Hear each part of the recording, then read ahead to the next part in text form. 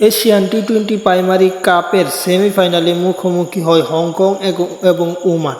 প্রথমে ব্যাট করতে নেমে হংকং নির্ধারিত 20 ওভার হারিয়ে 9 উইকেট হারিয়ে তারা সংগ্রহ করে 130 রান।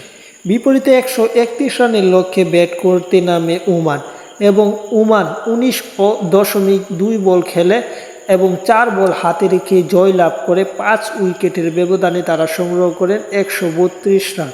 সব মিলিয়ে স্কোর হয় 130 9 উইকেটে এবং 132 5 উইকেটে। এমন স্কোর নিয়ে ফাইনালে উঠে যায় ওমান। সেমিফাইনালে তারা হারিয়ে ফেলে হংকংকে। সব মিলিয়ে ওমানের ফাইনালে ওমানের সাথে মুখোমুখি হবে ইউএসএ বড় ব্যবধানে জিততে পারেনি, কিন্তু তারা নেপালকে হারিয়েছে। যাই হোক, খেলার ছোট থেকে বড় আপডেট সকল পাবেন এই চ্যানেল, তাই চ্যানেলটি সাবস্ক্রাইব করে রাখতে পারেন। ধন্যবাদ সকলকে। পরবর্তী ভিডিও অবশ্যই দেখবেন এই ছোট্ট চ্যানেলে।